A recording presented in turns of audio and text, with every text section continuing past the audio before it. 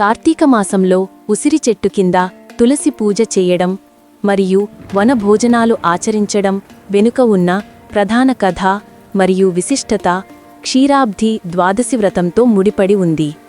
పూర్వకాలంలో పాండవులు ద్వైతవనంలో ఉన్నప్పుడు ధర్మరాజు వ్యాసమహర్షిని దర్శించి తమ కష్టాలు తొలగి సర్వశుభాలు కలగడానికి మార్గం చెప్పమని అడిగారు.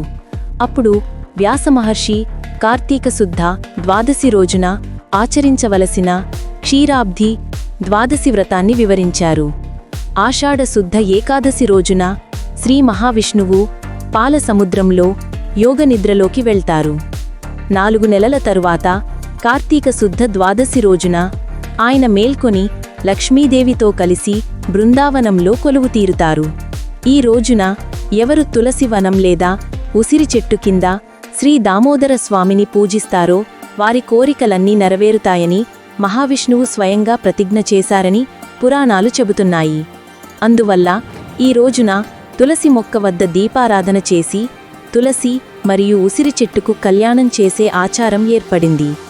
తులసిని లక్ష్మీదేవిగా, ఉసిరిని శ్రీ మహావిష్ణువుగా భావించి పూజిస్తారు. క్షీరాబ్ధి ద్వాదశి నుండి కార్తీక మాసం ముగిసే వరకు ఉసిరి చెట్టు కింద వనభోజనాలు చేయడం చాలా పవిత్రమైన ఆచారం. దీనికి 3 ముఖ్య కారణాలు ఉన్నాయి. మొదటగా దేవతల సాన్నిధ్యం. కార్తీక మాసంలో అన్ని దేవతలు ఉసిరి చెట్టులో నివసిస్తారని నమ్మకం. అందువల్ల ఉసిరి చెట్టు కింద భోజనం చేస్తే దేవతల సమక్షంలో భోజనం చేసిన పుణ్యం లభిస్తుంది. రెండవది, ఉసిరి చెట్టు నుంచి వచ్చే గాలి ఆరోగ్యానికి మేలు చేస్తుంది. ఇది శరీరంలో రోగనిరోధక శక్తిని పెంచుతుంది అని ఆయుర్వేదం చెబుతోంది. మూడవది, ఉసిరి చెట్టు కింద పూజ చేసి వరభోజనం చేస్తే అశ్వమేధ యాగం చేసినంత పుణ్యఫలం లభిస్తుంది. కాబట్టి కార్తీక మాసంలో ఉసిరి పూజ, తులసి పూజ మరియు వనభోజనం అనేవి కేవలం సంప్రదాయాలు కాకుండా ఆధ్యాత్మిక, పర్యావరణ మరియు ఆరోగ్యపరమైన విశేషాలతో కూడిన పవిత్ర వ్రతాలుగా మనం పాటించాలి. ఒకప్పుడు అనంతపురం అనే గ్రామంలో సత్యవతి అనే భక్తురాలు ఉండేది. ఆమె కార్తీక మాసంలో ప్రతిరోజూ తెల్లవారుజామున స్నానం చేసి దేవాలయంలో దీపారాధన చేసి ఆ తరువాత ఉసిరి చెట్టు క్రింద సత్యనారాయణ స్వామికి పూజ చేసేది. ఆమె చెట్టు క్రింద నెయ్యి దీపం వెలిగించి ఆకులు అర్పించి నమస్కారం చేసేది. గ్రామంలోని కొందరు ఆమెను చూసి నవ్వేవారు. ఒక చెట్టుకు పూజ చేస్తే ఏం లాభం అని వ్యంగ్యంగా అడిగేవారు. కాని సత్యవతి మాత్రం ఇలా చెప్పేది: ఈ ఉసిరి చెట్టులో విష్ణువు నివసిస్తాడు. కార్తీక మాసంలో దీన్ని పూజిస్తే పాపాలు నశిస్తాయి, సకల సౌభాగ్యాలు వస్తాయి. కాలం గడిచింది. ఒకరోజు గ్రామంలో ఘోరమైన రోగం వ్యాపించింది.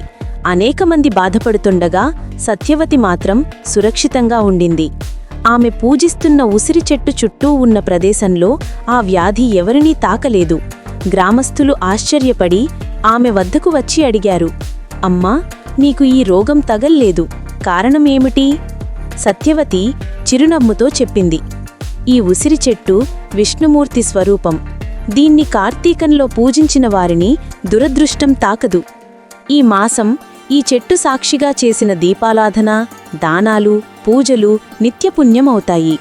అలా గ్రామమంతా ఆమెతో కలిసి ఉసిరి చెట్టు పూజ చేయడం మొదలుపెట్టారు.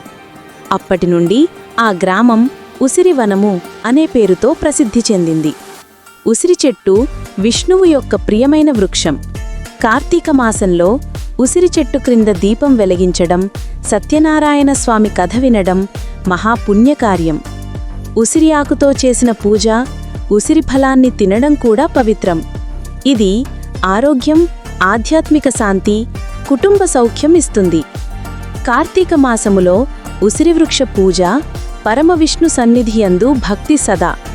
చెప్పాలంటే ఉసిరి చెట్టు కార్తీక మాసపు జీవరత్నం. దానిని పూజించే భక్తుడి జీవితంలో దేవుడి కరుణ ఎల్లప్పుడూ ఉంటుంది.